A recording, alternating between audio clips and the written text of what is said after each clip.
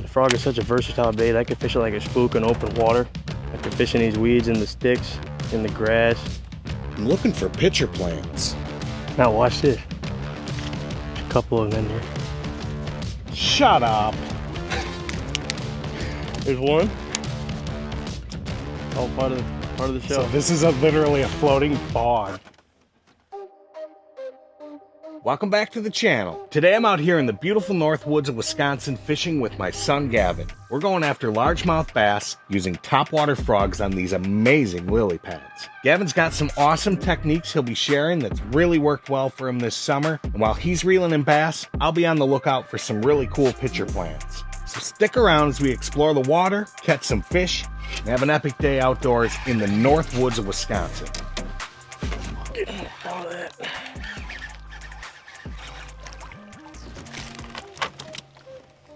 So,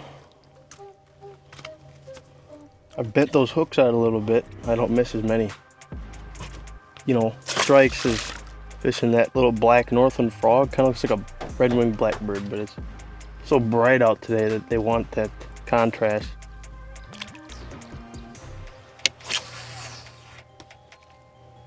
Just giving it 3 good strips, letting it sit and twitching it a little bit, moving it a little bit more. You can work it all sorts of different ways. You can just walk it in there, or you can simply just reel it.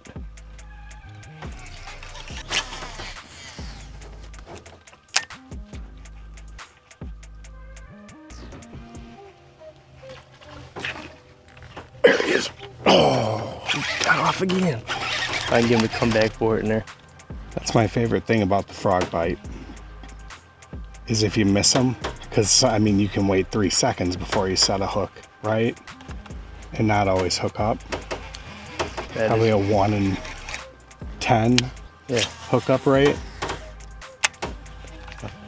But you can come back at the same fish. I try to keep my rod tip in one spot so I can, from that spot, set the hook. If your rod tip's down here and you try to set the hook, you got to come all the way up here and try and get it up out of those weeds. See, I just lowered my rod tip and it's already all up in those weeds. But usually where I end my cast is where I try to keep my rod tip, is like right in there. That way when something hits it, I can really swing on them. Let them eat it for a second and swing on them, get them up out of that stuff. But the frog is such a versatile bait. I could fish it like a spook in open water. I could fish in these weeds, in the sticks, in the grass, in the thick slop. And there's tons of different ways to fish them. Thousands of different frogs with different body styles and blades even. I'm looking for pitcher plants. Have you seen them? I think they're up on this little bog right here. Do you know what they are? I've seen I think I saw one. I think I look like a jack in the pulpit. Yeah, they're all over. My sister and niece, Becca and Emily, shared this batch of pitcher plants with me yesterday. I thought they were too cool not to share with you, and I did a little bit of research. So carnivorous in nature, pitcher plants obtain nutrients by trapping and digesting insects and small animals. Their unique pitcher-shaped leaves act like a trap, and those leaves of pitcher plants are modified into like a deep cavity filled with liquid. Usually it's rainwater mixed with digestive enzymes and bacteria, and this liquid attracts and traps prey to fall into it. Do you care if I make a cast back in there? Do I care if you make a cast? Wow.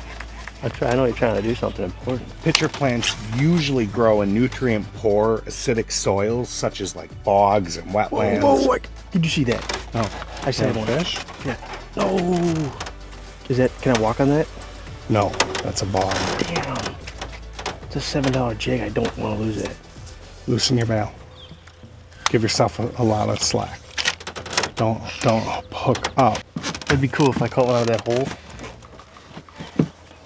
Dude, that's a floating bog. If I jump onto that, will I die? I don't know. I wouldn't.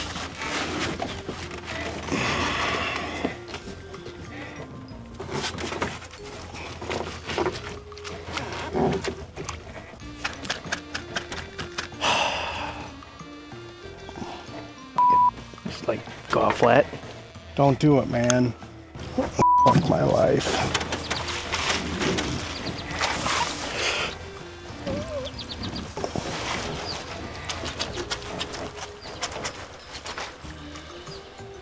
I'm not going through. Pretty solid. Except for the one hole that's not.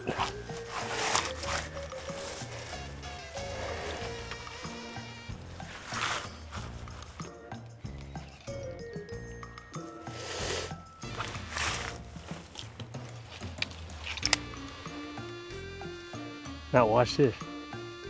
There's a couple of them in here. Holy cow, it's deep right there. Shut up.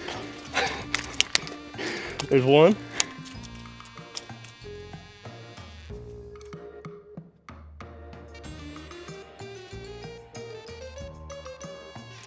Dude, you're a dork. Don't fall in. Dude, he's weird looking. Monster hole mess. Ooh, it's a big spider. Come here, buddy. Ooh, just a big spider. Hold on. Gavin's catching fish on a floating bog. You goober. This is the most. Oh, no, he got off. That was a good bite. Oh no. There's a bunch of sticks in there, dude. I better not get too comfortable.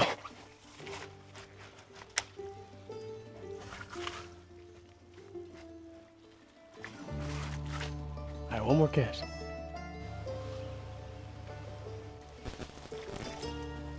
Is it a cranberry?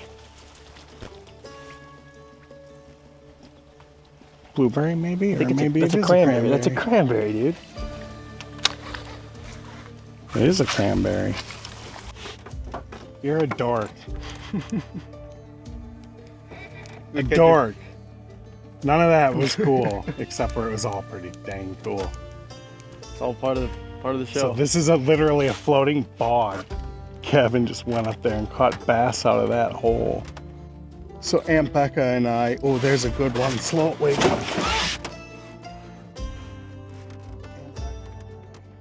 When we were young, went to a day camp. I think it was at Aldo Leopold Center. And they taught us all about pitcher plants, apparently. And so we were out here and she pointed these out to me, so that's why I wanted to come back and film them quick. Super cool. She's like, oh, did you know they eat insects and bugs and stuff? And I didn't recall anything about them. I don't recall anything, learning a single thing about it. And she's like, we were in like a week-long camp about it. I was thinking about fishing. That's super cool. They're really pretty looking. I mean, that's my story is not as cool as catching bass off a floating bog. Look at it, goes to 10 feet. Is it 10 feet at the back of the boat? It is 24 feet right here. It's 24 feet off this floating bog. There's another hole right there. Yeah, we're okay. Done with that. You do some hole hopping. As your father, I feel like I can't responsibly allow those shenanigans to continue. Like if you fall through that, it's like a portal to hell. I don't need that.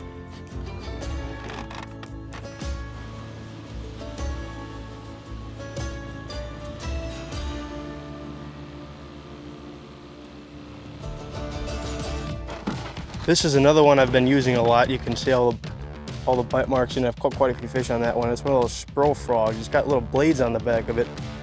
It's got a real loud clank when you pull it through the water.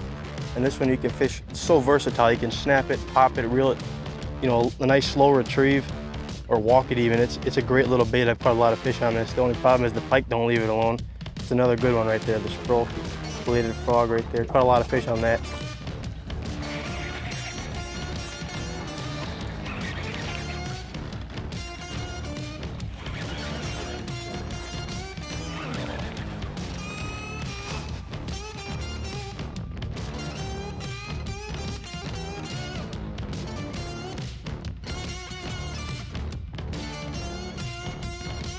If you've had success frogging lily pads, I'd love to hear about it in the comments below. Check out the channel for additional videos and content. I recommend you start with this video or this fishing routes playlist.